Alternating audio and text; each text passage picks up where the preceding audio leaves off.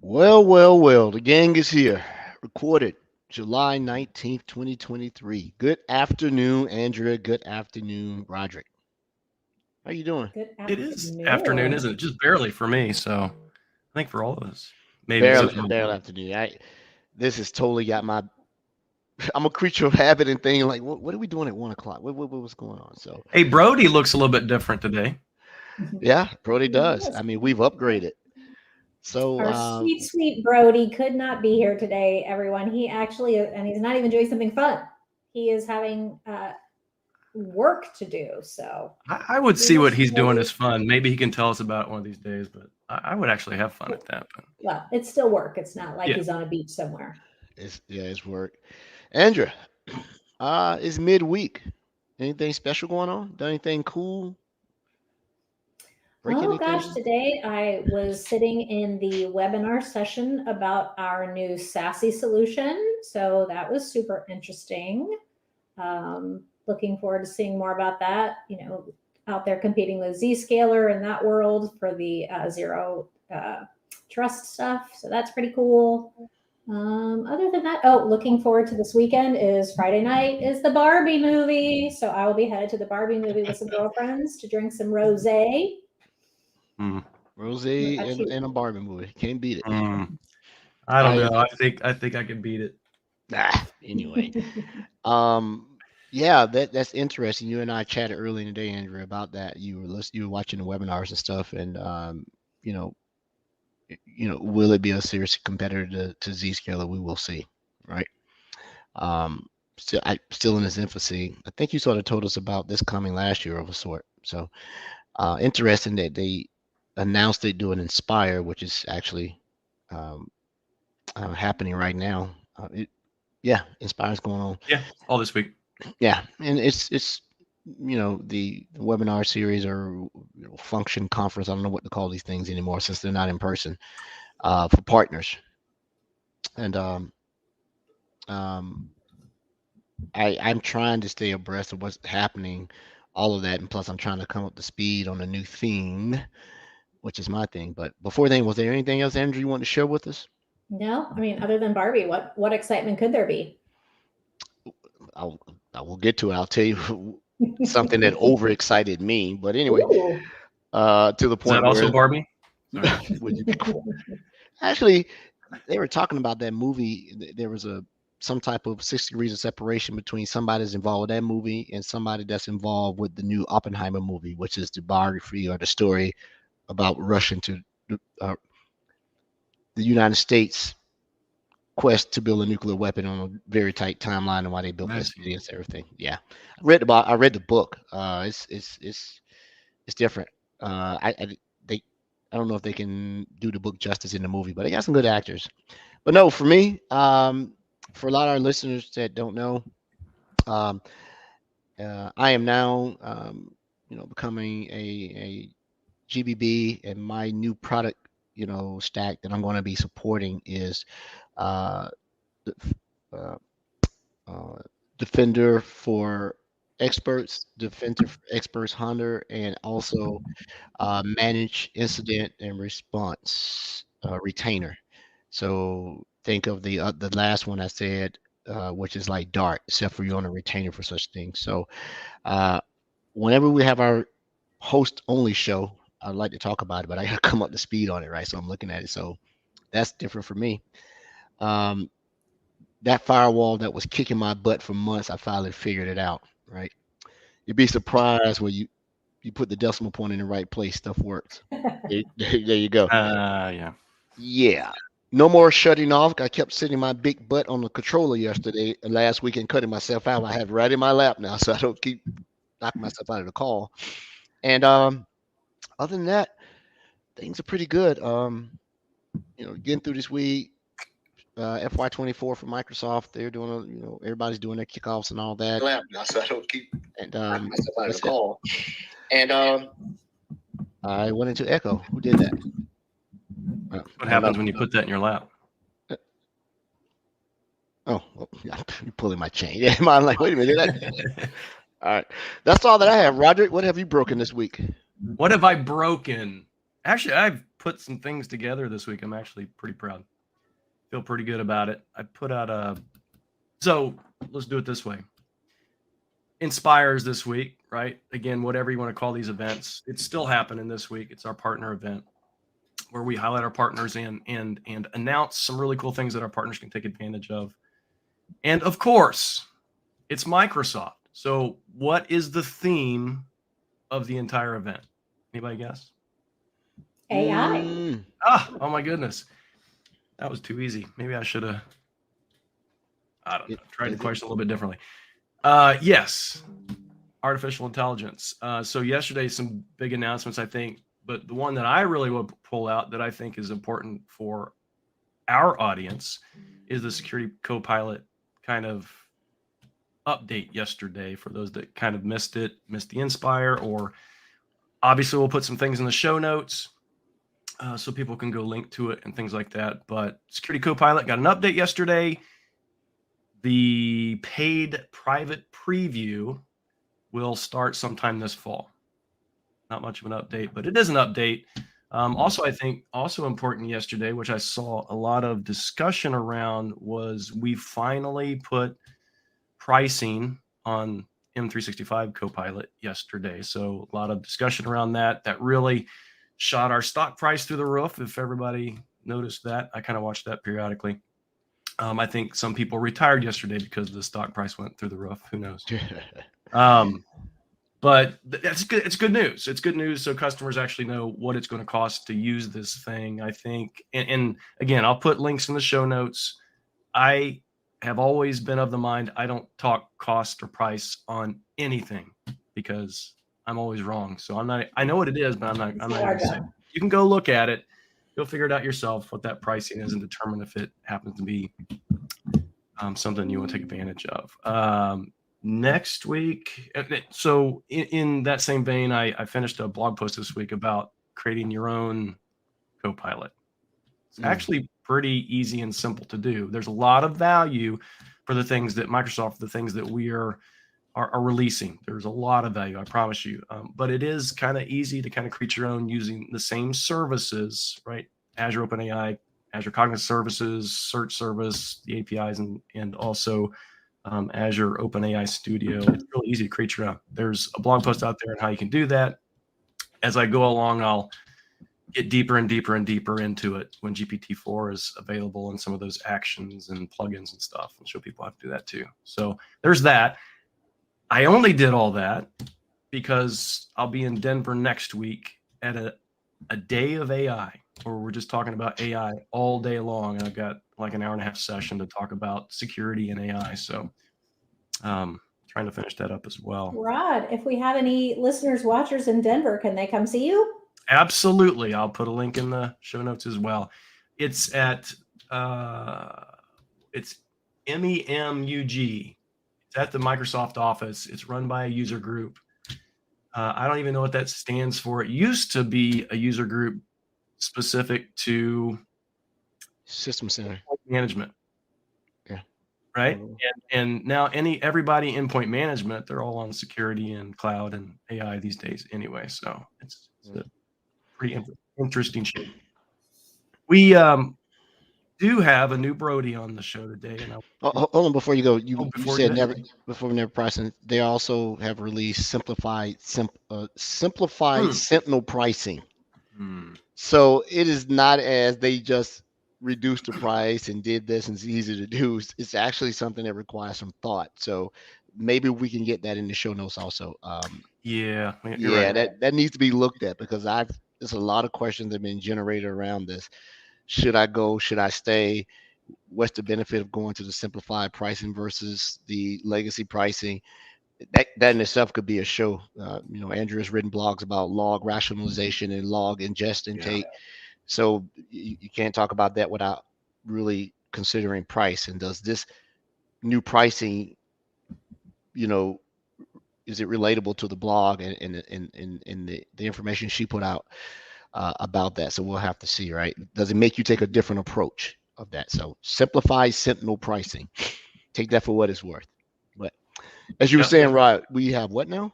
We have a new Brody on the show today. I don't know if for those temporary Brody. Yeah, temporary Brody. For those that are watching versus listening, for those that are listening, I'm going to start every week also including in the show notes the link to the video because they live on YouTube anyway. You can watch the live thing. And particularly if we have demos and things like that, you can go watch the demos. So if you want to see what the new Brody looks like this week, you can always in the show notes click the link, come back, watch a video, and figure out exactly what we're talking about. But we've had this, we've talked about this before in other shows. We have a guest co-host that comes through participation in our private preview programs. There's an award system for those that do a fantastic, fabulous job and put forth a lot of effort and a lot of their own volunteer time to help us build better products. There's an award system, and our co-host today is another one of those award winners who, for some reason, I don't know, again, we'll have to discuss this at a later time because I can't figure it out, has chosen our show as their award. So Malik, would you like to introduce yourself? And I'm probably botching your first name anyway, so go ahead and introduce yourself, pronounce it correctly, and tell us who you are. Yeah, sure. So hey guys, Maulik this side. I am a cybersecurity consultant at Inspira Enterprise right now. So I have been a part of Microsoft journey from last three and a half years. Before joining Inspira as a cybersecurity consultant, I was a part of a cloud infra team in one of my organizations, and then joined Inspira and currently working on the whole suite of Microsoft security products. Right. So pretty excited and looking forward for this podcast. Yeah. Okay, great. Welcome. Great. That's super awesome. So how much effort did you actually put forth to get this award? Did it cost a lot of your time, or did you just like love to do this stuff? Yeah, the hell lot of efforts. Yeah. Apart from working on a daily basis on our routine on our work, right? So apart from doing our work, we have to spend time on the private preview features and looking forward for what sort of features they have Microsoft introduced, testing on those particular features, and so it's quite been a interesting journey, right? So from last 2-3 months, so that's pretty good and learned a lot from this customer connection program, right? So yeah, thank you so much for your effort, for your hard work. Congrats and welcome. Yeah, it takes a lot of extra effort, and we truly appreciate it because, quite honestly, if you look at, I use Microsoft Sentinel most generally as the example, but if you look at from where it started to where it is today, because of private preview, because of our customer feedback, it's there's a reason why it's a leader in the space at this point, and it's absolutely because of our customer feedback. So I appreciate it totally. And once again, in all seriousness, thank you for choosing our show.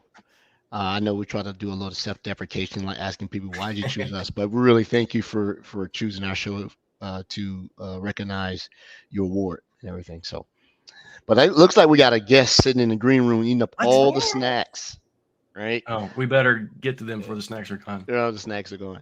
So, Rod, I believe either you or Brody invited our guests. So, do you want to do I think Philippe actually invited himself. We were like, yeah, sure, you can come on. No, Philippe's with.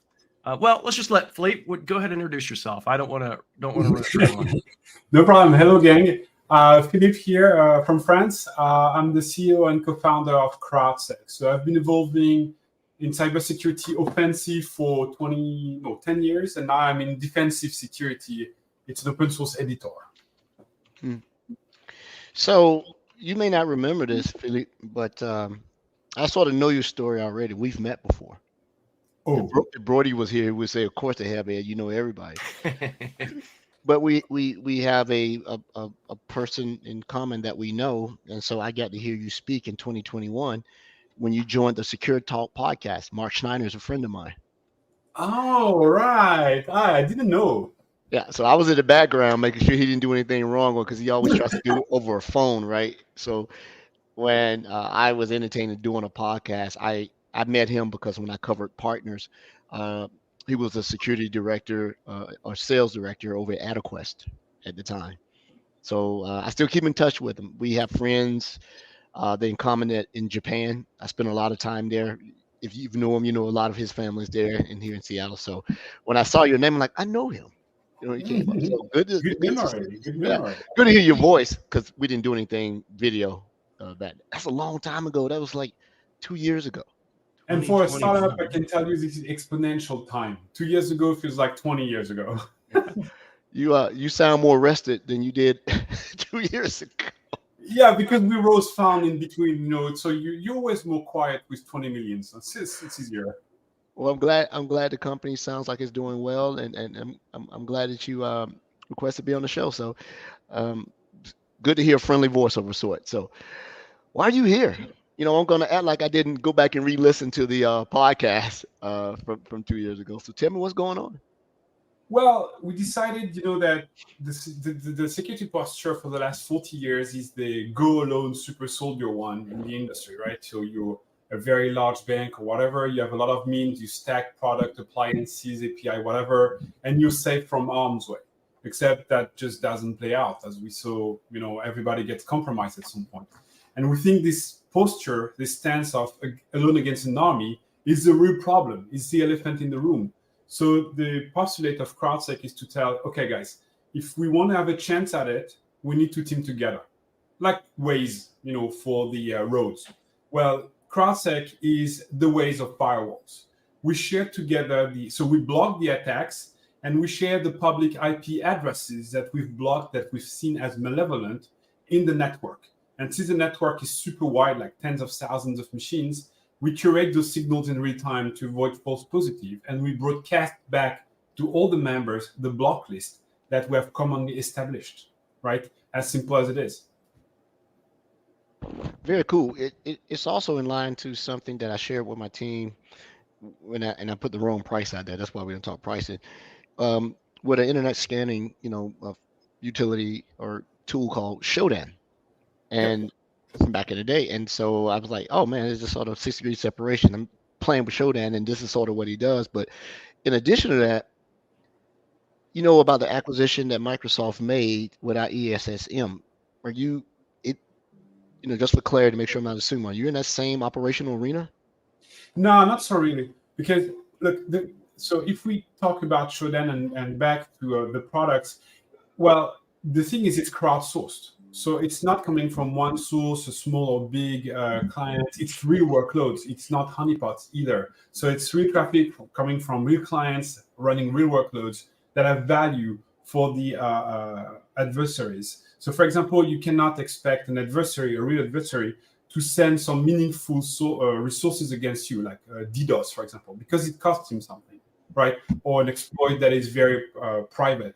He will not use them against you because he's mass scanning the internet. So this is what honeypots are catching. CrowdSec is catching real behaviors as seen in your logs. So as such, we're a security engine that confronts your logs, so a source of facts, and some behaviors, a source of rules. So for example, we'd say, you're not allowed to fail your password 10 times in a row with different usernames, by the way, because it's called password brute force.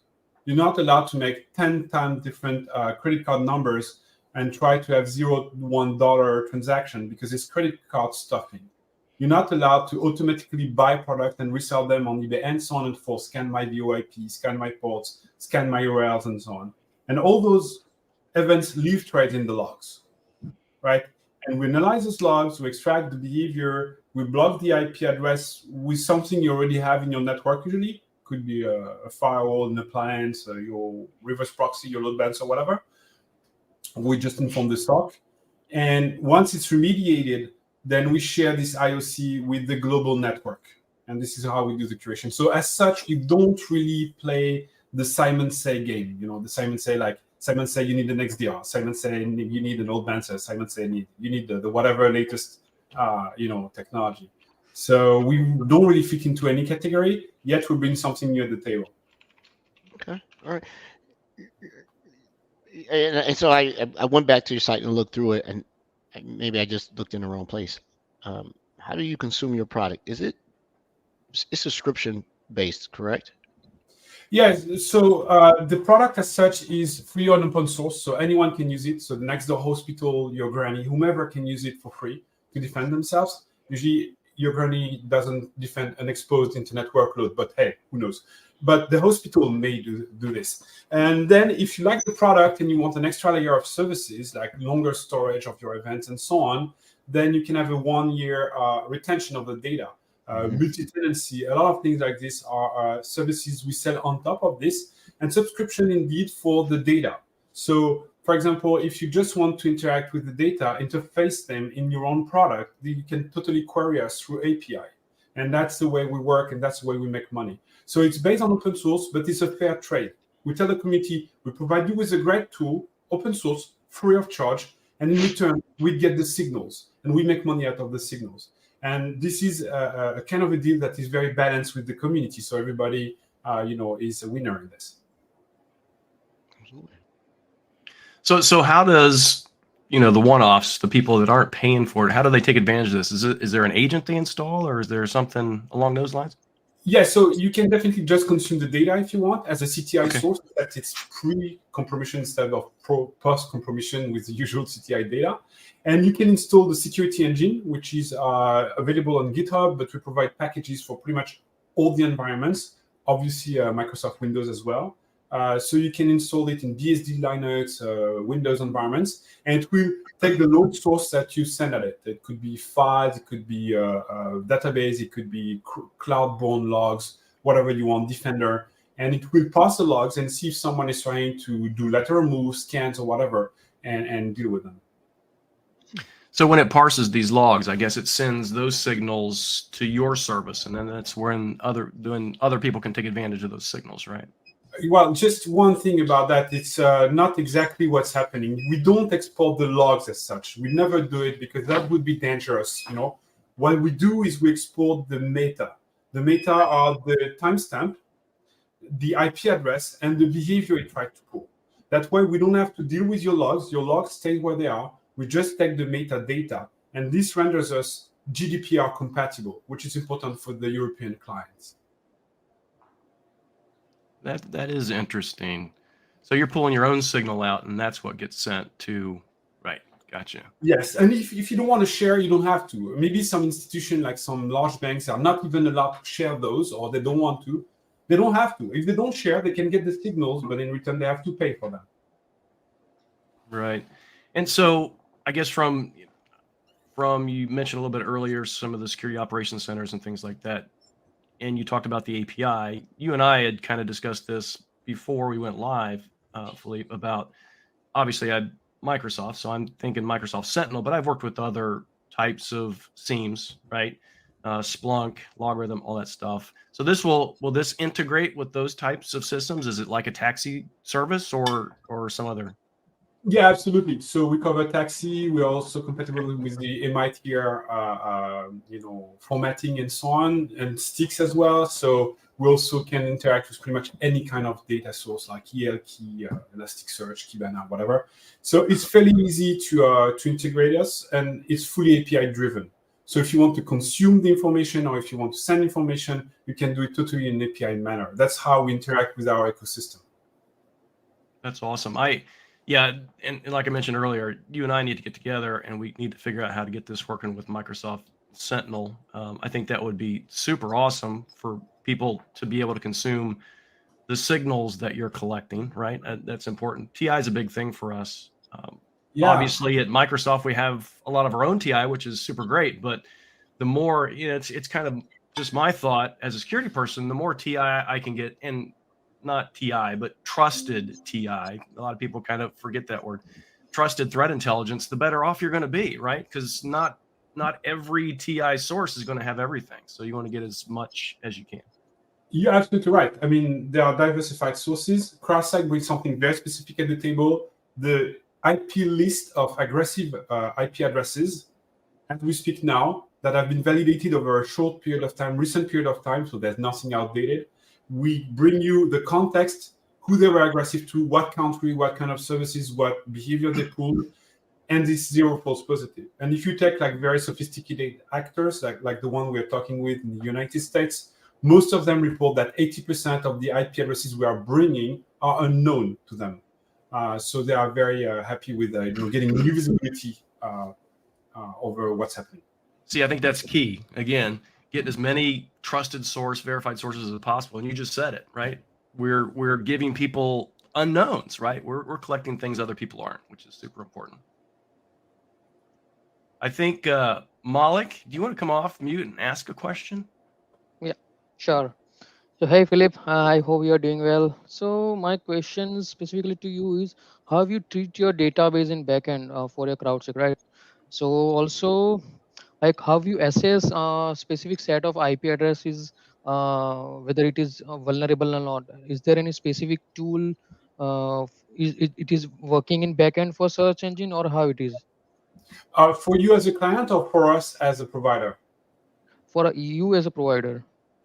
We actually rely a lot on the cloud infrastructures. So we are storing this in a large database directly on the cloud. Actually, for now it's AWS, but we are expanding to GCP and hopefully also Azure if we can find a deal.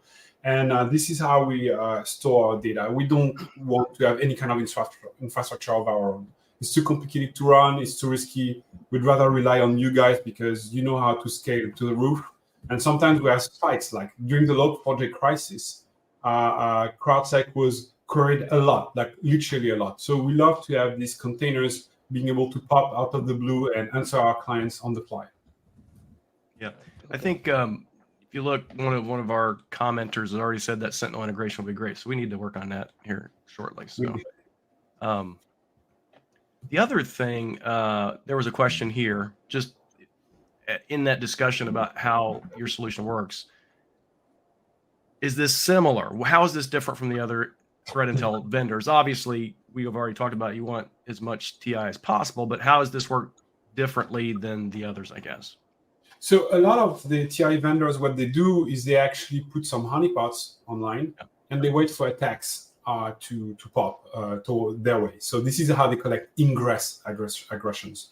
So the way they do it is simulating a fake WordPress server as a poorly defended Microsoft server or Linux or whatever. And they listen to this background noise of attacks that are consistently striking them. As I said, the problem here is that you will never get some business logic here. You get some dumb robots trying to attack everyone and anyone blindly with like basic techniques like scanners, like brute force and so on. It's not that it's uninteresting, it's just like it's not sophisticated. What CrowdSec can do, since it's defending real workloads, it sees real traffic. So I'm going to give you an example, for example, very, very pragmatic. If you're a retailer, right, and you sell, say, GTX, NVIDIA says GTX graphic cards, and there is a shortage. Everyone wants to buy them, or PlayStation 5 or whatever. Everyone wants to buy them, and there's none on the market. As soon as Walmart has some in store, there will be a robot buying them right away and reselling them on eBay. This is not per se a technical exploit. It's just a robot attacking you and doing stuff you don't want to see on your network. But still, this is behavioral, so we can catch it in the logs. So the limit of how you want to interact with those data, the limit of what you want to collect is just set by you, actually. So that's how we collect, for example, a lot of DDoS, IPs that are involved in DDoS. We put them into cohorts and we say those IPs are all doing DDoS against, say, retail vertical or banking vertical. So that's why we are different. We collect this based solely on the behavior they have toward your exposed workloads. There's another way you can collect data like Microsoft does, for example, by analyzing the binaries, right? And saying this malware is trying to connect back to this command and control channel. With that, we don't do. This is egress traffic. This is traffic coming from your LAN toward the internet. What we deal with is the ingress traffic, which still accounts for something like 53% of the successful intrusion. So it's not marginal, as opposed to 40% for phishing, which is still very important. So Philippe, this is a super, and I keep saying super because Rob said it like 3 times. This is a very interesting niche. I mean, a very narrow one. How did your career take you into this particular place? Yeah, thank you, Andrea, for the question. Actually, I was doing defensive security for a living in my previous company, and we had built a very strong system, very solid, very resilient, but it was a bit complex. It took us up to 2 months to put a client in production. Really complex.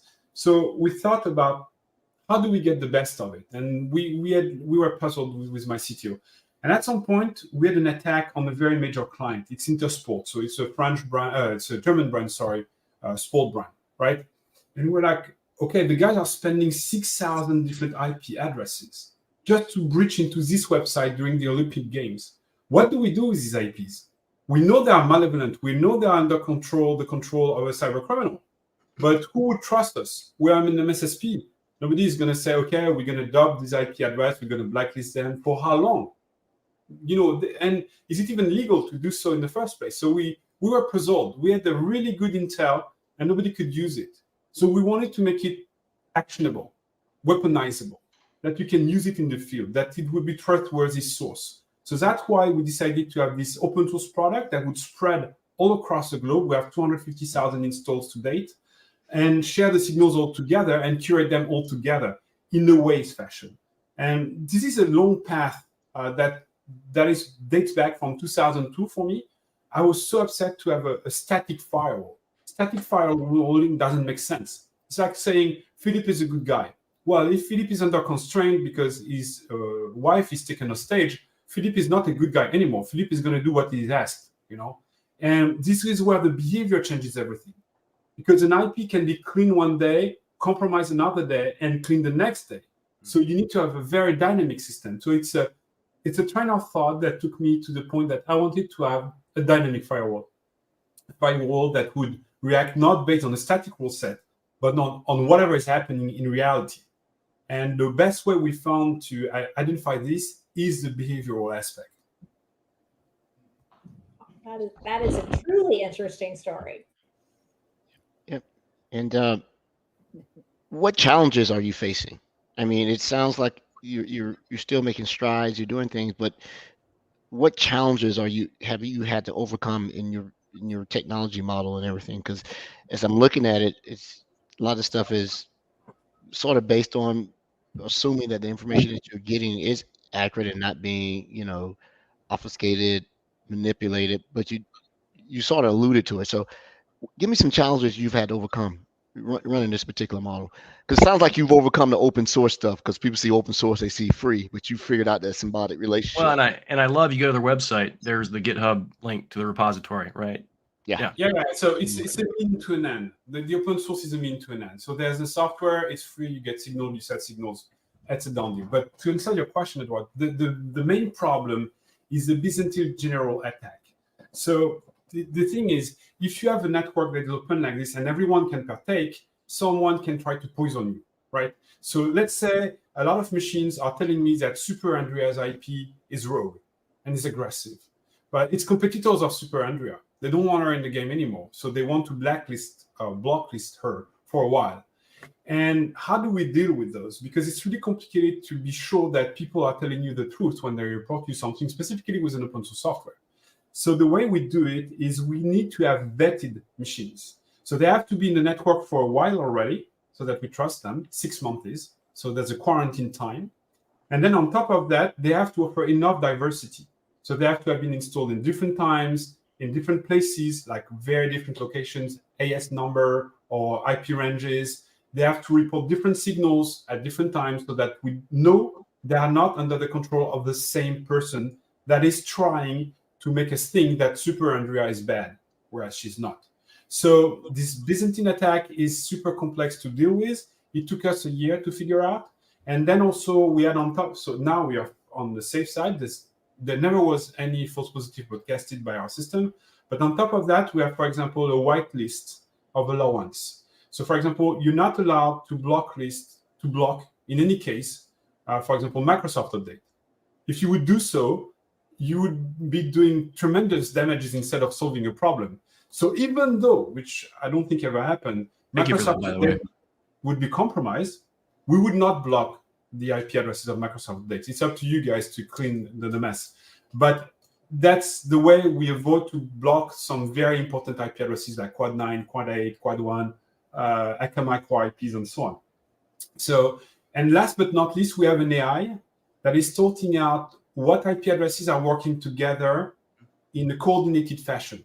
So say, for example, IP A is scanning, IP B is probing the version numbers and the banners, and I don't know, they are trying to pinpoint more precisely the target. IP C is compromising, and IP D is extracting data. If you see this just from your own perspective, you see 4 different IPs coming at 4 different times trying to do 4 different things. But at the scale of our network, which counts 250,000 installs, we see a pattern. Like IP A, B, C, and D are always coming one after another in different places doing the same thing. And then we can tell, even though they look very different, they are coordinated by the same cyber criminal. But that was complicated to pull this one off. Yeah. Yeah, I can see why that'd be hard. Yeah. So the 250,000 installs you say, this will only get better the more installs you have, right? Yes, because the network effect makes it so it's a Metcalfe flow, right? So every time a new member is joining, is reinforcing the network effect and making it more readily available for everyone. So of course, we have a lot of signals that are duplicated. Like when an IP goes rogue, sometimes we have 1,000 reports in some minutes. That's fine, because the more we have, the more certainty we have that we are not poisoned, that enough people saw it so that it cannot be random. And also, it allows us to get more and more real time. Already, we are able to include IP addresses within the day. Now we are looking at an hour, and we are looking down to 1 minute when the network will be big enough. So if an IP is very aggressive, it would be in the block list in a minute, which is insane. It just doesn't exist. It's just impossible if you don't have this kind of network to put this kind of reactivity. Yeah, you talked about the AI. Everybody talks about AI. But I would assume you've got some machine learning that's looking at those IP addresses. You talked about, okay, there's 1,000 within a few minutes. Probably have some ML that's going in and looking and saying, okay, if it's over a certain threshold, then we're going to do something with this, right? Yeah, and you know what keeps me up at night is not the defensive AIs, because we are on the good side of the fence, but the offensive AI. I know for a fact that some governments, and some private institutions are training as we speak offensive AIs. Not the one drawing nice pictures, right? The one that are really going to screw you up and all your entire system instantly. And the way they do it is they use CTF logs, capture the flag logs, from real players that are using real techniques to attack. They are also using logs of attacks that happen in different places, from CM and so on and so forth. And they are trained on those patterns. Now, the next thing you know, an IP address is scanned what? 2,000 to 4,000 times a day lately. When the offensive AI will be unleashed, we speak of a magnitude higher, like 10 to 20 to 30,000 times a day. And those AI will be able to hammer your infrastructure in milliseconds. Whereas even the best cyber criminal, it takes him seconds or minutes or to change the reactions and potentially compromise you. So it's the next level DevSecOps, but on the wrong side of the fence. And I'm really worried about that. And the only way we can block them, up to me, is by using a crowdsourced effect. Because if those AIs are going to spam a lot of attacks instantly, you need to be able to catch them as fast as you can.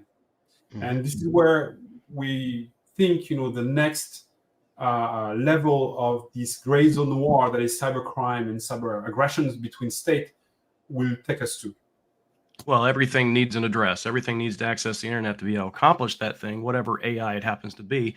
So it will have an address. It will have an IP address, right, of some sort.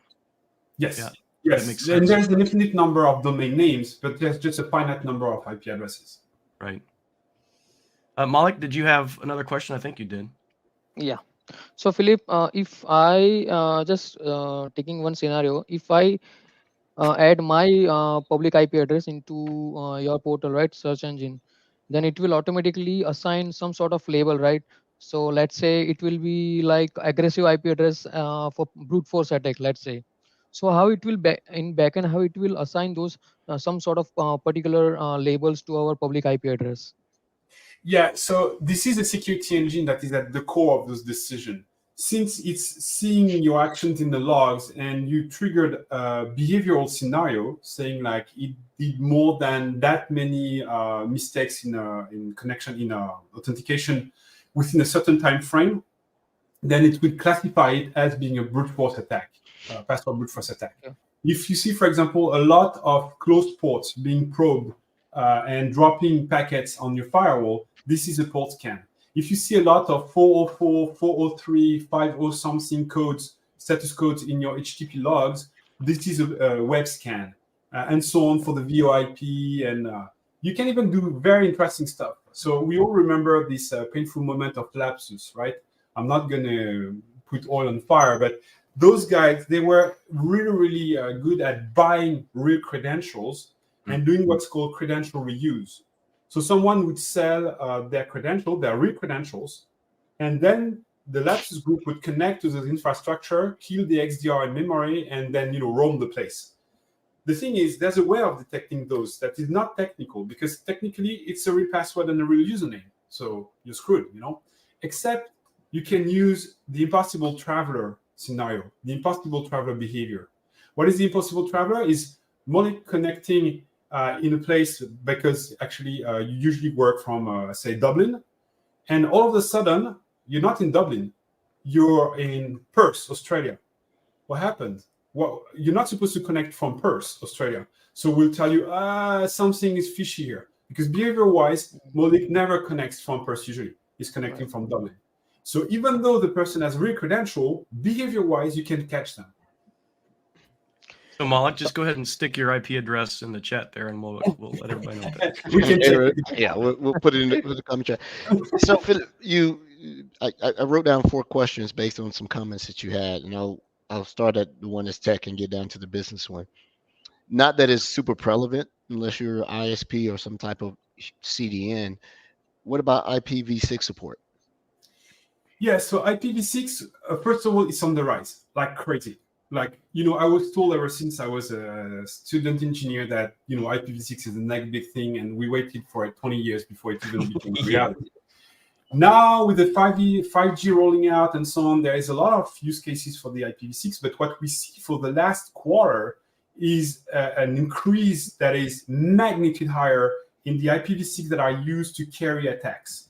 It used to be very limited, like 0.8%, 1%. Now it rose to something like 10 to 15% in 6 months. So it's really impressive. There's a ramp up of the IPv6 carrier attack that is extremely meaningful.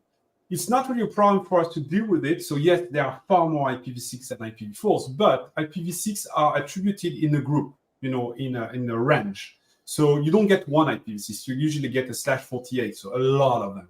Mm-hmm. So we can safely blacklist the whole range and not just one. So it makes things easier for us because we don't have to deal with the magnitude of IPv6, just with the group that we are the group that we are seeing. Because IPv6 in the end is made to have something like 20,000 different IP addresses available per square meter on Earth, so that we can have all our personal network of machines around ourselves. So it's future-proof, right? But in the end, it's not made to have like 20,000 machines exposed over the internet per square meter on Earth. That's not the point. That's why we allocate like very large ranges. Mm-hmm. We can block them as well. Well, from that, you said something about carrier. And my next question I wrote down here is like, how are you dealing with hotspots? Because in 5G, I'm seeing some wonky behavior when I jump on my T-Mobile hotspot, and some places like they don't like that. Are you finding issues with being able to utilize your services for bad actor IPs based on hotspots? Can you differentiate? Yeah, so very tricky, very tricky. So first, the problem you're referring to is known as carrier grid net. So they use several IP addresses, say 100 per tower, and they carry your traffic out. So 100 IP addresses times 1,000 ports. One tower can carry like 100,000 messages at once. So it's not like you have one IP to cover your whole conversation. It's every time you will send a packet, you will get a temporary IP port combo to carry it and to in return recover it. So for us, it's tricky to actually deal with this kind of traffic, but it's also tricky for cyber criminals to use this kind of IP addresses because they don't get symmetrical NAT. So it's a nightmare to get covered channels or answers to your questions, and also they are very filtered.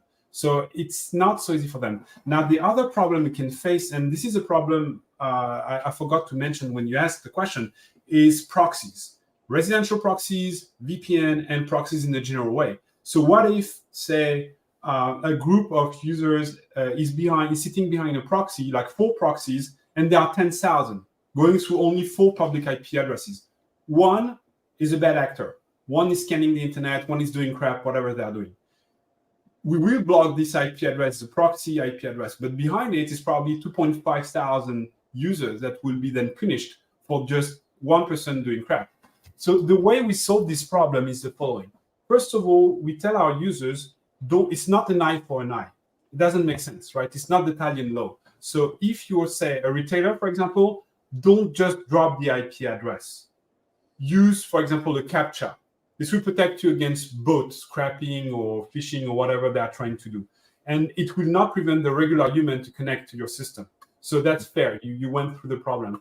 Another thing is it's extremely unlikely that you have a collision in between this precise user group and your precise machines on your end. And even if the system would be extremely successful and everybody would use CrowdSec, you can also unban your IP address. You just ask for it because it's GDPR compliant, so we have to get this request.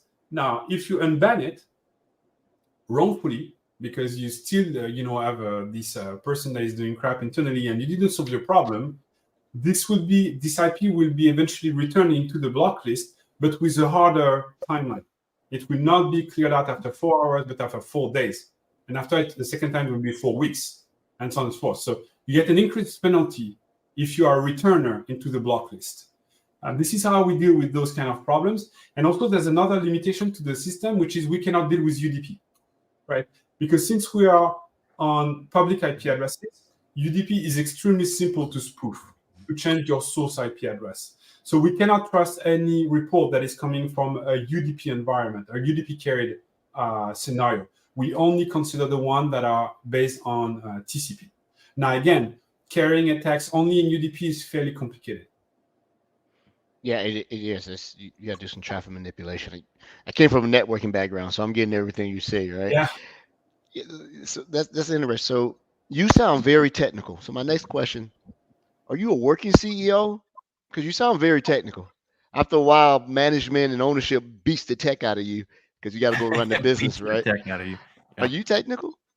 Yeah, I used to be. I gave up on my boxing gloves of red team pen test 15 years ago. I was a bit sad because it was a lot of fun, like really a lot of fun. But going to the CEO direction, I had to give the baby to my CTO. He's far better than I am and I ever will be, technically speaking. So I'm the owner of the vision, co-owner of the vision with him, and he's doing the technical work and I'm doing the business work. So it's still my baby in terms of I know what problem we're solving, but he's the one solving the problems. And I'm fine with this. I'm probably past the edge where I can be good at it. So that's okay for me. And my last question, which is number 4 on the sticky pad, the way you go about crowdsourcing your CrowdSec, have you found a situation where it's strategic to go buy a customer because of who and what they are and what they do, that you give it to them? Because Akamai used to do that. And I used to be an Akamai guy. They would go out and say, because of the number of the class that you have, very few people may have a class A that they still own or a class B, huge networks. We'll give you the service if you register these IPs with us. Have you found yourself in that situation? Not really yet. I mean, we have requests for range monitoring. So people asking to monitor their ranges. So if an IP goes rogue, we know it and they will know it in the first place. But we found another use case. It's slightly around your question, but I think you'll like it, Edward. So the thing is the following. Now we have, for example, a lot of banks using the product. If there are IP addresses that are aggressive against banks, but only against banks, we can tell for sure that those IP addresses are far more dangerous for you than any other we have in the list. And I'll give you even a further example down the line is, say we have IP addresses that are aggressive toward Le Monde, which is a French media, during the election time of the presidency. And then against Süddeutsche Zeitung in Germany during the chancellor election. And then against the New York Times during the presidential election in the US. What can we tell about this IP address? We never saw it elsewhere. We just see it against media, and moreover, during the presidential campaigns. Well, we know it's a troll farm. We know those are probably our Russian friends trying to play tricks with your media, right? So because we are not honeypots based, but real workloads based, we can stick IP addresses or IP ranges to certain activities, vertically speaking. These IPs are aggressive against automotive industry. These IPs are aggressive against, I don't know, retail industry and so on and forth. So this is what we call attribution and keeping them into a cohort. And that has a lot of value, I think. I think you answered this question earlier in the thing about making sure you don't block some of the major players. Like, you know, a scenario in my head is I'm a bad actor. I'm scanning using Shodan or something, and I see that your RADP is exposed to one of your servers in Azure. And you know, could a security disruption be that because you're publicly exposing your IP, I could give it to your product, and then now you're banning someone's IP that they use for a jump server in Azure? No, because we would need a lot of reports in this direction, and you would only be giving us one report. Oh, okay. We need to integrate an IP address into the block list. We need to have at least 50 different vetted members that put the crowd pressure on this IP address. We call it the crowd pressure. So the consensus is putting the crowd pressure on it. And if you don't have enough members of very diversified background vetting your signal, it will never make it through the block list. On the contrary, the day the pressure is lowering, you know, the IP is free. We release it from the block list. So it couldn't sound like a naive approach, but our goal is to avoid at all costs broadcasting a false positive, because this is a business killer. So we'd rather be on the conservative end. Now, nevertheless, with this block list that is right now 50, 60,000 IP addresses out of 43 million we have under custody, we still are blocking 92% of the attacks, the inbound attacks, solely based on the reputation of the IP addresses. 8% are left to the security engine on the behavioral standpoint. But what I mean here is that the crowdsourced block list does 92% of the job already of the blocking the inbound attacks. So it's working in real life. Okay. Very cool. That's pretty awesome. So going back to the AI thing, we're getting close to the end here. Andrea's going, let's get it going. I think she's hungry. I don't know. Maybe she's just excited for Barbie. I'm not sure. But there was a question earlier, going back to the AI thing just a little bit. I don't know if this is what you're doing with the AI, but this was a great question because this is something a lot of people are focused on right now, even in the security space, right? The training models, how are you updating those and all that good stuff? Yeah, so the problem here is we are a cybersecurity specialists and not AI specialists. So you know, there's a huge gap here. So we have data scientists, and the guys started to train models on identifying, for example, the first priority for us was to identify residential proxies and VPNs, because then we would apply a rule set different that, because those IPs are shared, obviously, than IP addresses that are stick to one business or one person. So in order to do so, we have a lot of data that we are using to train our AIs, and we are also sourcing from people like Shodan that you mentioned earlier. We love those guys. They are doing great work in the field. They are a really cool source of information. So we share a lot of information with others. So we enrich a lot the information we have, and we train our models on this until they are, parroting properly. This is a VPN. This is a residential proxy. This is not. And when we try to do cohorts, it's a bit different. We dig into this huge data set. We get something like 20 million IOCs per day, give or take. So we dig into this huge pool of data. What we look for is not so much something that is constantly changing, it's rather the opposite. We look to behaviors that are consistent over time. But yet again, we are not an AI company yet. We are recruiting our professionals. And if you want to apply at CrowdSec for AI, please do. I know everyone is trying to get you guys. But yeah, there is a tremendous stack of data to analyze. And we are very much willing to dive into it.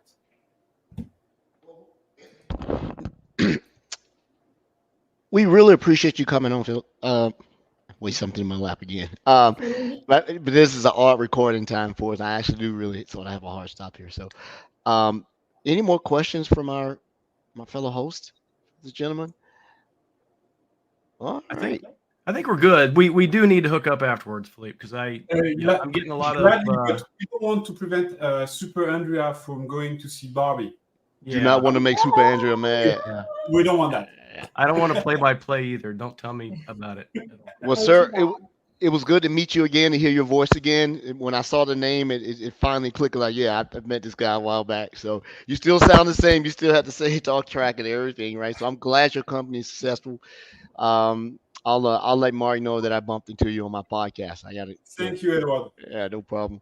Yes, thank you, merci, Thank you so much, Malik. Thank you, and congratulations once again. Thank you for your hard work. We appreciate you. Thanks a lot. Thanks a lot. Yeah. Too soon.